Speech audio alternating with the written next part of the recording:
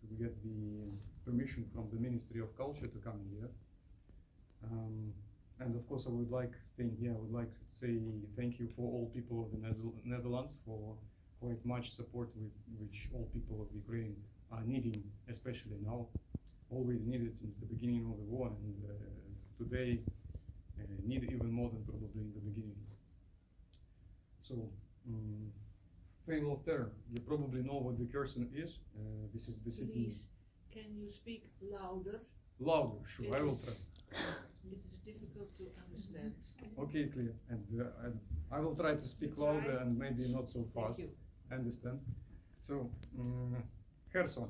Kherson is the city in the south of Ukraine, and when the Russian has launched the full-scale attack on the territory of Ukraine, Kherson is the only major city which Russians were able to capture. It happened on the 1st of March, where the city was completely encircled by Russian forces, and the Russian forces has entered the city. The fighting started, of course, on the 24th of February. The Russian army was already on the outskirts of the city, but for 6 days there was a fighting, which finally ended on the 1st of March. Why it is so important in context of all the war is because the Kherson became a symbol of resistance of Ukrainian people, and it became a place where some kind of wonder, some kind of prodigy happened, and I try to explain why.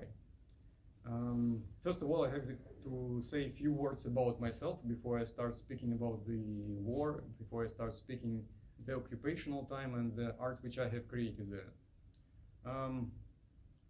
I think I didn't anticipate, when I was young, I didn't anticipate that I will ever become an artist.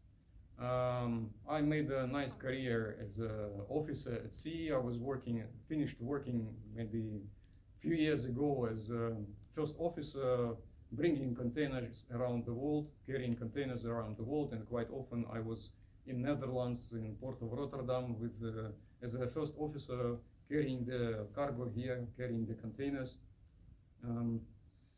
But well, I was always willing, not always, in some time at certain point when I felt that I have something, some needs, some creative needs which have to be satisfied. I started to make art, and then later I realized that I want to be an artist. And it was always difficult for me, and not always, okay, sorry. For a long time it was difficult for me really to start persuading the career of an artist because of, let's say, this dramatic, it needs a lot of courage to abandon the career which you have built for more than 20 years, for quite comfortable life which is associated with it, and to go in some way of uncertainty, start from zero, from scratch, but let's say do the things what you really want to do. And let's say on the 11th of November, when the Kherson was liberated, after almost 9 months of occupation, I realized quite plenty things, and it is very important for me to start this conversation from this. Well, the second important thing which I want to tell to you is, a few scientific facts, one scientific research, which is also, I think, valuable and important for realizing what is happening around, what happened in Kherson, why I call it a little wonder, why I think it is so important about this. Research was conducted in year 2013 in the United States in Emory University by two scientists, neurological scientists. As far as I remember, one of them was Brian Diaz, and the second one was Kerry Ressler. They made the experiment. They trained mice, a group of mice. They trained to be afraid of a cherry blossom smell. We have quite plenty cherry blossoms around. So back in 2013, they trained the mice to be afraid by using probably electric shock. This is not important, but what they have discovered, that their offsprings of the mice, the children of these mice, they were also afraid of the cherry blossom although they have never seen the cherry blossom before, and they have never received electric shock for this. But then they realized that the offsprings of their offsprings also afraid of a cherry blossom, and then the offsprings of the offsprings of the offsprings, and so on. So what the real discovery about this experiment was that the fears and the traumas are inherited by children, grandchildren, and so on, by many generations. And I believe the events, what we feel now, I'm saying what we experience, what we feel about our emotions, about our senses, they have quite a lot to do with this research, with these experiments, which scientists conducted in year 2013. Because if we look back at our history, the history of Netherlands, which we remember today and we remember yesterday, and also the history of Ukraine, which had quite extensive war period since in World War I. The famine, which took 4 to 5 million lives, died from starvation due to the Stalin's policy, and due to Stalin's repressions, quite many people died. And also the Second World War that left 5 to 7 million Ukrainians dead, and probably more than 10 million people, as far as I remember, displaced, left homeless, and 2 million people were taken to Germany as a slave labor. We have to consider that probably these traumas, these experiences, has something to do with the emotions, feelings of people who were occupied in Kherson. So, unfortunately, the diary which I brought to you here is quite long, and this time which we have now is not enough to describe all the events that took place there. So I will just briefly show you a few artworks from this project, and I encourage you to use your cell phones, to use your smartphones. This is a QR code which will follow you, which will take you to my web page, where you can find all the artworks of this project and all the publications, all the posts which were done by me when I stayed in Kherson. Had a war, was in war. Yes. What did you lose? Okay, clear. I understood. Thank you very much, Hamid. Well, since I began my presentation with the little bit scientific fact about the inherited fears, that I would say that the major thing which I lost in the occupation was the fear. Among these fears which I have described, I believe that I experienced all of them. It was also the fear of getting hungry. It was the fear of losing everything. It was the fear of losing your home, becoming homeless.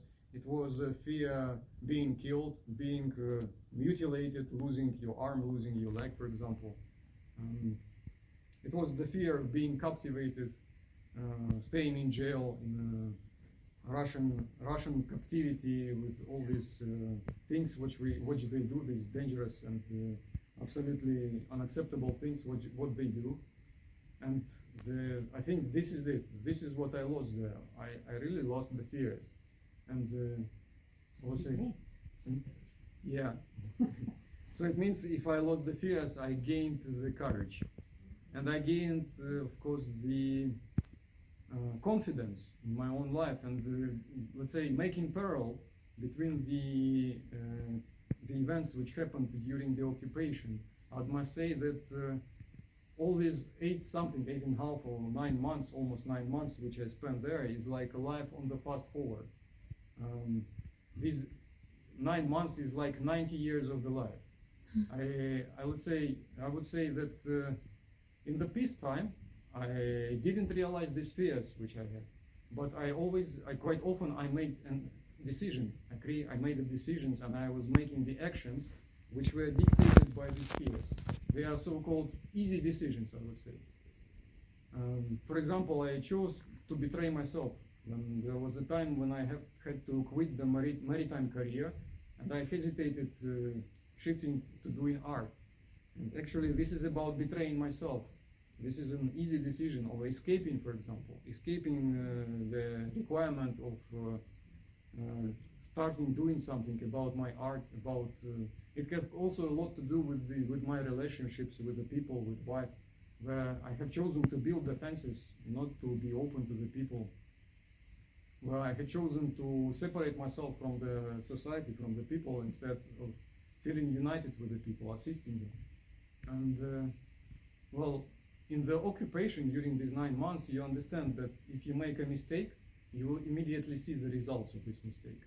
But during the peacetime, it takes 10, 20 or 30 years to realize that you are doing something wrong.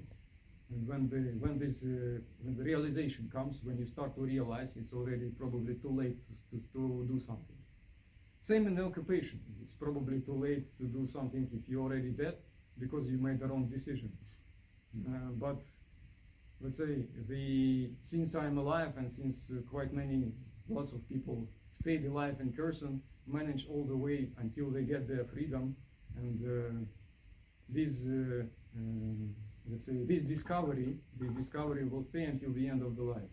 And of course, these fears which are already buried and this courage which is gained in this trial and this test will stay with people, and their further lives will be completely different from the lives which were before the occupation.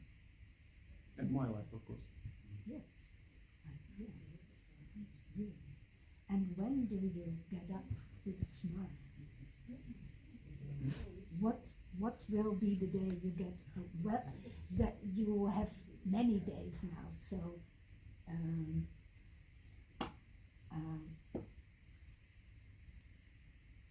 on what day, when you get up, you have the smile? On what day? Yes. When I get up in the future? Yes. This morning. No, or this morning. Yesterday. I see. Thank you very much. It's a nice question because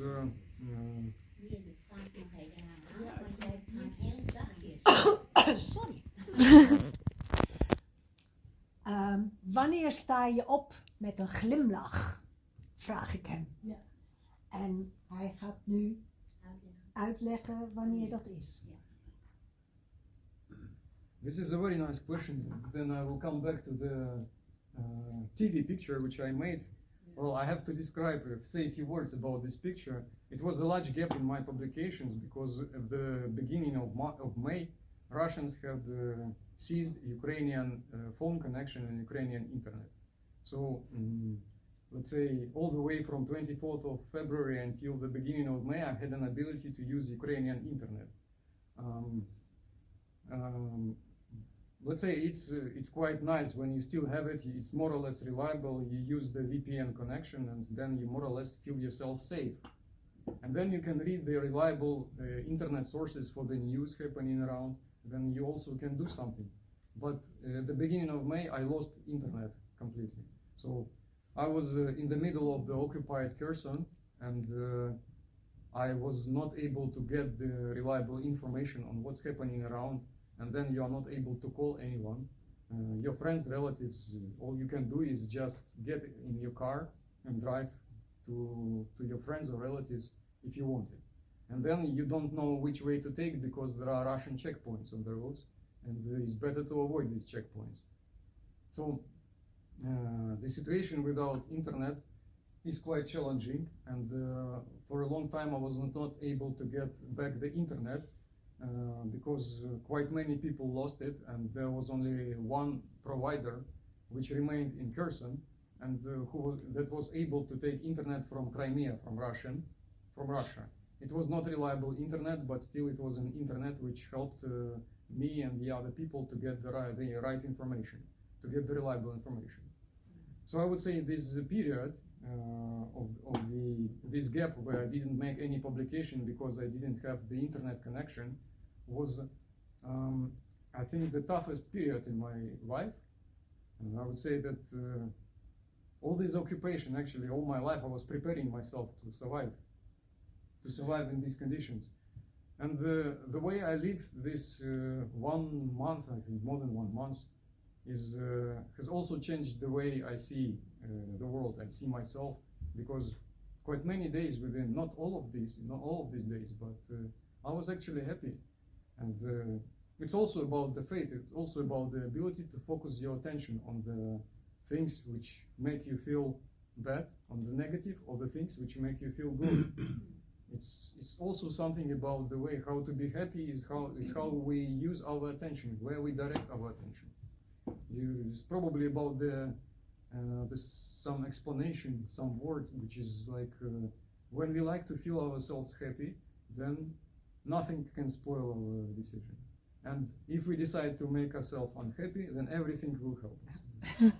And what I realized that even the war, even in the occupied city, if you choose to be happy, then, well, even the Russian occupation is not able to spoil your desire to feel yourself happy. And it also has plenty of things to do with the sense, because there in the occupation I had the sense, I still feel the sense, because now nothing can take this sense from me. But there in the occupation, I understood that I wake up, I have to do something with the people's senses, with the people's emotional state. And I have to write something, because people already reading the diary, and they expect what I will write next. There were plenty of the followers who were eager to see the next publication in social media, what's going on in Kherson. And I understood that I'm not making this because I like attention from the other people. I understood that I make it because I help people. I help people to survive these tough times. And it created the sense in the life. And since then, the sense didn't go. I understand what I'm making the art for. And, well, this is somehow, let's say, explanation of the question. Yes. I wake up in the morning with a smile. Yes. Against this war in Russia. Because, of course, they live in a totalitarian country, and they will have to spend the rest of their lives with the consequences of their decisions, what they do now. And these people who do something, of course, this is a minority, because I know what's happening in Russia. There are no rallies in Russia. Their laws, the Russian laws, they prohibit to assembling of group of people. The only thing which they can do is the single man picket. It means one gentleman or one lady can come out with a placard on television saying "Нет войны." Yeah. If there are two people, they are already arrested. Yes. So there are no rallies in Russia. But you have survived. You have overcome your fear. Yes. You are a strong man. I also have, let's say, respect to the Russians who manage to do these brave things, what they do in Russia. Yeah. And I hope that every day there will be more and more people like this. Yeah, who overcome that fear, because most of the people in Russia, they have fear. Yes. They have fear. They also have to deal with the fears. Yes. And probably even more fears than we have in Ukraine. Yeah, maybe. It's even the people in like big circles. A while ago, a telephone call leaked of like a big Russian guy. I don't remember his name, like Mamedov maybe. But there was a phone call leaked in which two like oligarchish people had a conversation about leaving Russia, about how shit things are. No one says this shit to Putin's face, but they say it behind his back. Yeah. They are scared of him, even Yes. the big guys. Yes. Yeah. Yeah. It's terrible. It's like the minds have been poisoned. It's like the Germans in the Second World War. Their minds have been poisoned. Yes, I believe there is quite much in common. This is also about the poisoned minds, about the propaganda, Yeah. which is speaking through people. Yeah. When you start conversation with these people, you understand that you speak to propaganda. Yeah. There is no identity behind the people. And there's no free press No, the free press is outside Russia. outside Russia. Yes. So where can you find your information? Like you told, also the internet, nothing. Oh, inside Russia. The question Inside is, Russia, yeah. the question that's is what that these things, the situation in Ukraine, it didn't start on the 24th of February. No. It No. started maybe 2008 when the Yes, Russians yes. attacked Yes. Georgia. Yeah. Yeah. 2014 Georgia when and Russians Ukraine, attacked yeah. Crimea and Yeah. eastern Georgia. Ukraine. And then before there were some other conflicts, and before Russia, they banned Meta, they banned Facebook and Instagram on March, I think, somewhere in March or even in April. So even in the beginning of the war, the Russians were able to get the information. So I cannot excuse the Russians who will say that our brains were washed and we couldn't get the right information. Because in 1938, 1939, 41, in Germany, there was a German television. And then probably there was a radio, but not every citizen had a radio to be able to listen to BBC, for example, or something. Yeah, but it's not a matter of having the right information, but It's decision. overcome your fear. Well, Yes. this is different when you have correct information. But When they you still, understand. still, if they have correct information, they are fearful because as soon as they do something, Ja. Maar that's zoals fear. The gisteren, interesting Yes. point here, I will try to answer Yeah. that if they don't do something, there is not now there is no difference, Yeah. and this is their this was their decision. They are living in such a country that even they don't do anything what they choose to do, still they are going in the same direction because the war goes on and there are sanctions and there is no future. you want to say something? Well, I don't have a question, but I have something I would like to say. Yeah. Ja znaju pro Mariupol. Ja znaju pro Bucha. Ja znaju pro Holodomor. We know why you fight. And I hear a lot of people talking about, the stuff we give to Ukraine. But I think there's also a lot of stuff that you give us. Like if I talk for myself personally, like you see, I have a lot of passion for your cause because I truly believe it's our cause. It's not just your cause, it's from all of us. And what Ukraine has given me, like the same thing you say, the spirit you have as a Ukrainian, to smile every day, whenever you get out of bed. It's what I see with more Ukrainians, they always smile, no matter how bad it gets. They have a smile, they have the spirit, and this passion has personally come to myself when I talk about your cause, and you can hear it in my voice right now, right? And whenever I talk to people, because we have the people who believe Russia too, we have them here as well. And what Ukraine has given me is that whenever I meet these people, I'm willing to go toe to toe with them and fight with them and tell them why they're wrong. And that's something that I never did before. So it's also a place to thank Ukraine what they give us instead of just what we give to Ukraine. So Thank you very much. This is very valuable information. I would say that there will be probably like our major export from the country is inspiration. yes, I We totally will agree. produce inspiration until we have it finished. Thank you very much. This is very valuable for me. Very valuable feedback. Yes. And maybe I can read some different line because we are almost at the end now.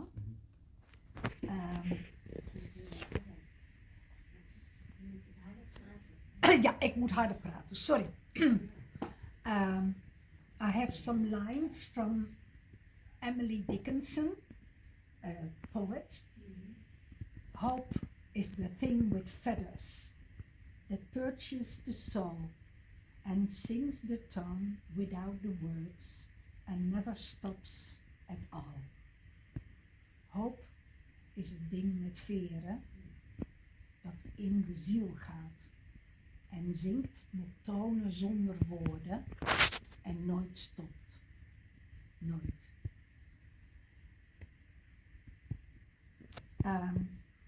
So I don't know if we have still some time to talk a little bit. We have? Okay. Almost 10 minutes. Okay. Well, then I want to go back to your artwork. Is your artwork changed during, before, after, now? Yes, of course. It had no chance to stay the same as it was before. Well, it's my idea of the art is like a shortcut on the desktop where you create some icon, for example, and behind this icon could be like 10 gigabytes of movie or whatever it can be. So same the art for me, since I am changed, since my, let's say, personality has changed completely, and then also the art reflects this change. And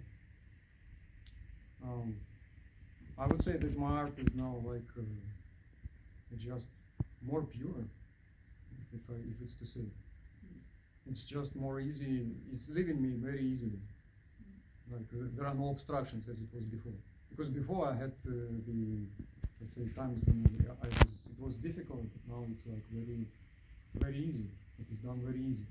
It's like a normal, I would say, normal routine expression. Here, let's say, I have just few words. It's much more difficult to explain all this, because it's like a more sensual artistic world, which is better perceived through unconscious symbols, not through the words. If I say the words, I believe that they will not be understood, because I don't even know how to express it properly. I understand that I'm saying words, but this is not the things which they will express.